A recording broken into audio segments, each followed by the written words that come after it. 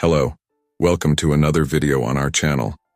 Here, we translate testimonies from people who have had near-death experiences and other spiritual experiences. Today, let's learn the story of Aurora Jennings. He says that he died, became spiritually displaced, and an angel gave him a warning about August 14th. If you are not yet subscribed to the channel, subscribe now. Leave a comment with your name and city. Let's now listen to Aurora's testimony. My name is Aurora Jennings, and I'm about to share with you a story that changed my life forever. I was born and raised in Milwaukee, Wisconsin, a city known for its harsh winters and industrial atmosphere. My childhood wasn't easy. I grew up with an alcoholic mother and became the caretaker of my younger sister, Eve, from a very early age. These experiences hardened me, made me question the existence of God and the purpose of life. Over the years, I have experienced many difficulties. I married young, hoping to escape the cycle of pain from my childhood, but the marriage ended in divorce. It seemed like happiness was always eluding me, always out of my reach.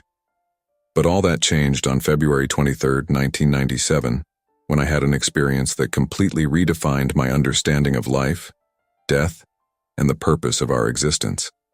Today, I'm here to share this experience with you. It's not just my story, but a message I feel I need to convey to the world. Something extraordinary happened to me on that snowy mountain, something that cannot be explained by science or human logic. It was an experience that opened my eyes to the true essence of life and, more importantly, to a warning that I have carried with me ever since. I'm nervous about telling this story, as I know it may sound unbelievable to some. But I ask that you listen with an open heart. What I'm going to share isn't just about me. It's about all of us and the future that awaits us. My hope is that by listening to my story, you can find new meaning in your own lives and prepare for what is to come. It all started with a seemingly innocent invitation. A friend invited me to spend a weekend at her mountain house in Vermont. She insisted that fresh air and nature would do me good, that I needed a break from everything. Reluctantly, I accepted. Little did I know that that trip would change the course of my life forever. It was a clear, cold morning on February 23, 1997. We were driving down a winding road, surrounded by snow-covered pine trees. The scenery was breathtaking, but the beauty soon turned to terror. Suddenly, the car, a small red Jeep, lost control on a curve. The ice on the road caused him to spin violently. My heart sank when I realized we were about to fall off a cliff. What happened next seemed to happen in slow motion, although in reality it was a matter of seconds. The Jeep slid, spun, and then plummeted. The drop was 80 feet, but it felt like an eternity. I vividly remember the deafening sound of metal twisting, glass shattering. The impact was brutal, packed. My body was violently shaken despite the seatbelt. And then, suddenly, everything went silent. A silence so profound it was almost palpable. At that moment, I felt a strange sense of calm wash over me. It was as if, in the midst of chaos and destruction, I had found an oasis of peace. But that peace soon gave way to an experience that would challenge everything I thought I knew about life and death. What happened next is something I have difficulty describing in words. Suddenly, I found myself outside my body, floating above the scene of the accident. It was a surreal feeling, like I was watching a movie about my own life. I looked down and saw the Jeep crumpled, my body trapped in the seatbelt, seemingly lifeless. But strangely, I didn't feel scared or panicked. On the contrary, I felt a deep and inexplicable peace. It was then that I realized I wasn't alone. There was a light, an indescribable presence around me. It was not a light as we know it in our physical world. It was something more, something divine and comforting that enveloped me completely. There were no words being exchanged, but I could feel a deep communication taking place. It was as if the entire universe was in perfect harmony, and I was part of that harmony. In this state, I began to see my life in retrospect. Every moment, every decision, every mistake and success flashed before me. But there was no judgment, just a deep and compassionate understanding. I saw how the hardships of my childhood had shaped me, how suffering had hardened me. But I also saw moments of love and kindness that I had forgotten or overlooked. It was at that moment that I received the most important message of my life. The purpose of existence is joy and unconditional love. I realized how much I had let myself be consumed by difficulties, by suffering, without ever really living fully. The message was clear. Every moment is precious. Every interaction is an opportunity for love. As I absorbed this revelation about the purpose of life, something even more extraordinary happened. A luminous figure, which I can only describe as an angel, appeared before me. It had no defined human form. It was more like a presence of pure light and unconditional love. The feeling of peace I was already experiencing intensified even more. The angel did not speak with words, but communicated directly with my soul. The message was clear and urgent. On August 14th, 2024, the world as you know it will change forever. Prepare yourself and warn others. These words, or rather, this understanding, were engraved in my soul with a clarity I had never experienced before. The angel continued to show me visions of the future, images that I couldn't fully comprehend, but that filled me with a sense of purpose and urgency. I saw dramatic climate change, astonishing technological advances, and humanity at a crucial turning point. It was not the end of the world, but rather the beginning of a new era. I understood that my mission was not just to live differently, but to help others prepare for this big change. The angel showed me that each person has an important role to play in this transition, and that love, compassion, and collective consciousness would be key to navigating the challenges ahead. As suddenly as it began, the experience ended. In the blink of an eye, I found myself back in my physical body. The transition was abrupt and disorienting. I was upside down in the wrecked Jeep, with snow falling softly around me through the broken windshield. The physical pain was intense but strangely distant, as if my body and consciousness were temporarily disconnected. Slowly, I began to notice sounds around me, sirens in the distance, the creaking of cooling metal, the soft sound of falling snow. I tried to move, but my body didn't respond completely. Fear began to creep in, replacing the peace I had experienced moments before. Would I survive? Was the experience he had just had real, or just a hallucination caused by the trauma? Paramedics arrived quickly, working urgently to extract me from the wreckage. I heard their voices, full of astonishment at finding me alive. As they removed me from the car and placed me on the stretcher, I tried to speak, to tell them about my experience, about the angel and the message. But the words didn't come out. My body was in shock, struggling to reconnect with physical reality. At the hospital, the doctors were perplexed. Initially, they saw signs of a neck fracture, but subsequent X-rays showed nothing. It was as if I had healed spontaneously. As the doctors discussed my case in confusion, I fluctuated between consciousness and unconsciousness, trying to hold on to the memories of my experience, fearing that they might dissipate like a dream upon waking. In the days and weeks following the accident, I struggled to adjust to normal life. The experience I had profoundly changed my perception of reality. My senses were heightened in a way I had never experienced before. I could feel the emotions of the people around me, see auras, and it constantly overwhelmed me. At first, it was difficult to distinguish between my own thoughts and feelings and those of those around me. Sometimes I would find myself crying for no apparent reason, only to discover that someone close to me was going through a difficult time. Other times, she was overcome by an inexplicable joy, which she later discovered was a reflection of someone else's happiness. This new sensitivity made it difficult to be in busy places or with lots of people. Shopping malls, supermarkets, even family gatherings have become challenges. It was as if I had lost the barrier that normally protects us from the emotional turmoil of the world around us. Additionally, I began to have vivid, premonitory dreams.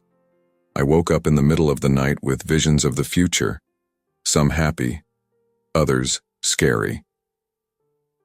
The date, August 14th, 2024, appeared repeatedly in these dreams, always associated with a feeling of profound and irrevocable change.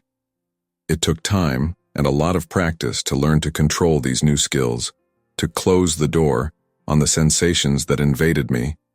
Meditation, breathing exercises, and spending time in nature helped me find balance. Little by little, I learned to use these skills constructively, to help others and prepare myself for the mission entrusted to me. One of the first things I did after being released from the hospital was visit my sister, Eve.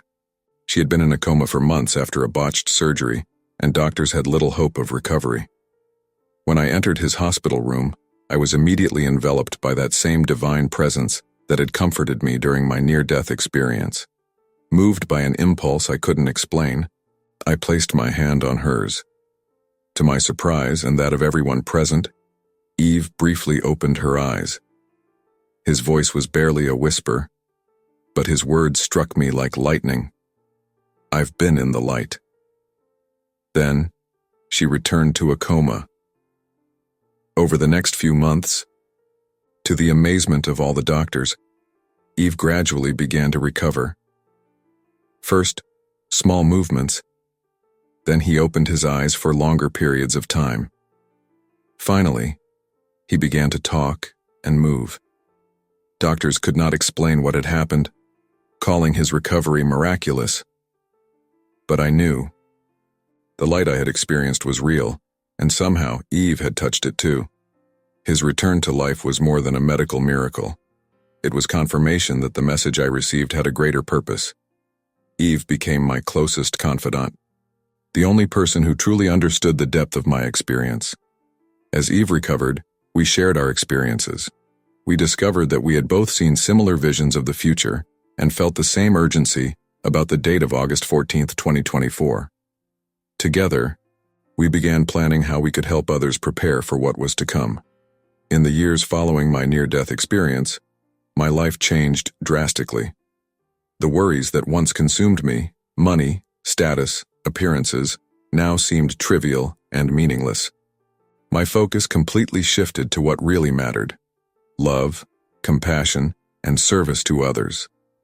I left my corporate job and started working at a nonprofit that helped people experiencing homelessness. The work was challenging but incredibly rewarding. Every life we touched, every person we helped get back on their feet, reminded me of the precious opportunity that is life. At the same time, I began to study different spiritual traditions and healing practices. I learned about meditation, Reiki, energy therapies. These practices not only helped me navigate my new skills, but also gave me tools to help others in ways I never thought possible. I started giving talks about my near-death experience. At first, they were small groups in community centers and churches, but as my story spread, invitations to speak at larger events began to arrive. I found other people who had similar experiences, and together we formed a support and study group. But always, in the back of my mind, was the date, August 14th, 2024. Every talk I gave, every person I helped, was an opportunity to plant a seed of awareness about the change that was coming. It wasn't about spreading fear, but about inspiring people to live with more purpose, love, and compassion. As the years passed and the date of August 14th, 2024 approached, I felt a growing urgency in my mission. I intensified my efforts to reach as many people as possible with my message. I wrote a book detailing my experience and what I learned about the purpose of life. The book, to my surprise, became a bestseller, opening even more doors to share my story. I started receiving messages from people all over the world who felt touched by my story, and who also felt like something meaningful was about to happen. Many shared their own mystical experiences or premonitions about the future. It was as if a global network of consciousness was forming. At the same time, I intensified my personal preparation. I spent more time meditating, seeking spiritual guidance on how to best help people through the upcoming transition. I had increasingly vivid dreams and visions about the future, although many details still remained unclear. I organized retreats and workshops focused on spiritual and emotional preparation for significant life changes. I taught meditation techniques, mindfulness, and how to cultivate emotional resilience. My goal was to help people find their own inner strength and spiritual connection so they can face whatever challenges the future brings. I also started preparing in more practical ways. I learned about sustainability, permaculture, and how to live more harmoniously with nature. I felt these skills would be crucial in the post-transformation world to come. As the date approached, I noticed subtle changes in the world around me. The weather seemed more erratic, geopolitical events more intense. More people seemed to be awakening to a greater consciousness, questioning old paradigms and seeking a more meaningful way of life. All of this seemed to confirm what I had seen in my near-death experience. And now, here I am, on the eve of the day that will change everything. Tomorrow is August 14th, 2024, the date that has dominated my thoughts for nearly 3 decades. I sit in my garden, watching the sunset, reflecting on the journey that brought me here. My heart is racing with a mix of anxiety and anticipation. What exactly will happen tomorrow? What will this big change be like? Despite all the years of preparation, there are still so many uncertainties.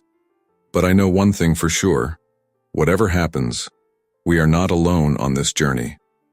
I look up at the starry sky and feel that same comforting presence I experienced so many years ago. I take a deep breath, remembering the fundamental message I received. The purpose of existence is joy and unconditional love. Whatever change awaits us, I know that if we stay true to that purpose, we will find our way. I think about all the people I've met over the years, all the lives I've touched and who have touched me. I feel deep gratitude for each of them. Every story shared, every tear shed, every laugh, every moment of connection. It all prepared us for this moment. Tomorrow, when the sun rises, we will be on the threshold of a new era. I don't know exactly what awaits us, but I feel like we're ready. Ready to face the challenges that lie ahead. Ready to embrace opportunities for growth and transformation. As the stars shine above, I say a silent prayer. I ask for strength, wisdom, and courage for us all. I ask that we remember, in the most difficult times that may come, the light and love that unites us all. And so, with a heart full of hope and a prepared spirit, I prepare to sleep one last time in this world, as we know it. Tomorrow, when I wake up, will be the beginning of something new, something I can barely imagine. But I know that whatever it is, we will face it together, with love in our hearts and light in our souls. Tomorrow awaits us, and with it, the destiny that was revealed to me so long ago. I'm ready. We are ready. May the new day come. May the great change come.